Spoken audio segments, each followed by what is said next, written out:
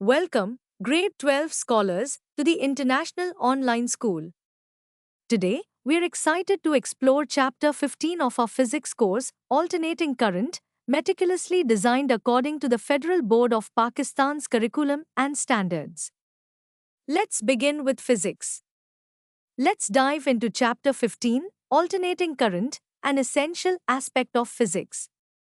In this overview, we dive into terms in alternating current, sinusoidal representation of AC, phase in AC, circuits, inductors as chokes, AC, flow through resistors, capacitors, and inductors, calculating reactances, impedance in AC, circuits, phasor diagrams and calculations, AC power formulas and problem solving, resonance in AC circuit, maximum power transfer, qualitative treatment of Maxwell's equations, electromagnetic spectrum, light as part of electromagnetic spectrum, information transmission by radio waves, microwaves and their effects, ultraviolet radiation and its effects. Let's explore each of these points covered in this chapter. Students will describe the terms time period, frequency, instantaneous peak value, and root mean square value of an alternating current and voltage. In this lesson, students will represent a sinusoidally alternating current or voltage by an equation.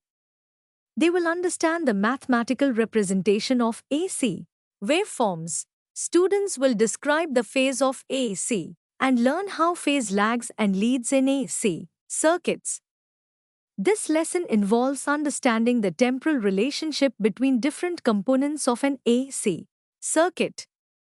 In next lesson, students will identify inductors as important components of AC circuits termed as chokes.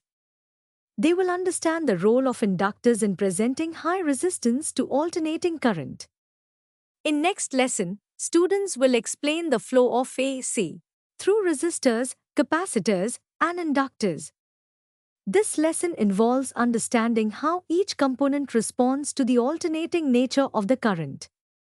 In next lesson, students will apply their knowledge to calculate the reactances of capacitors and inductors.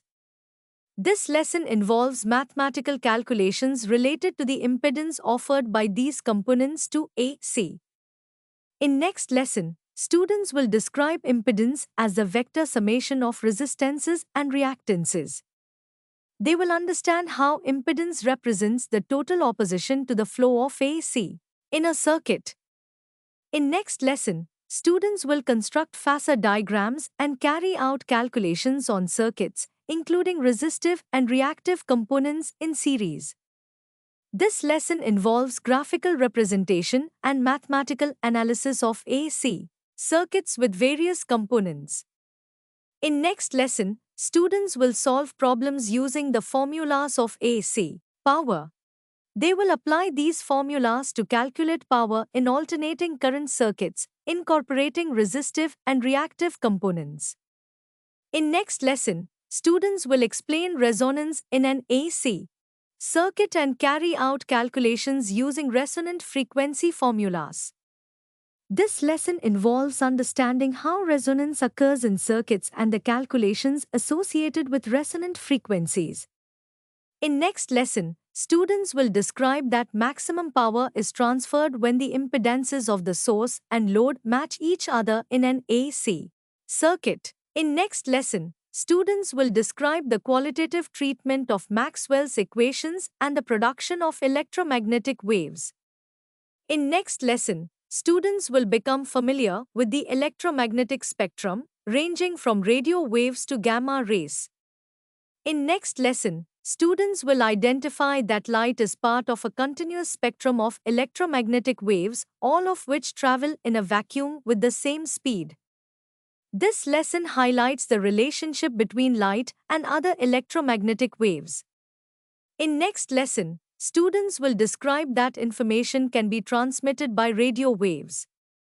This lesson involves understanding the principles of radio communication and how radio waves are used for transmitting information. In next lesson, students will identify that microwaves of a certain frequency cause heating when absorbed by water and can cause burns when absorbed by body tissues. In next lesson, students will describe that ultraviolet radiation can be produced by special lamps and that prolonged exposure to the sun may cause skin cancer from ultraviolet radiation. With recorded lessons to go back to, easy to read notes, quizzes, practice tests to get you exam ready, online sessions with instructors, question forums, and live support from the International Online School team will make sure you're well prepared. Completing this course means not just achieving good grades, but excelling and aiming for A+ results. Your dedication and hard work will pave the way for success. So, let's begin with Chapter 15 and embark on this enriching journey of physics, crafted to ensure your success at the International Online School.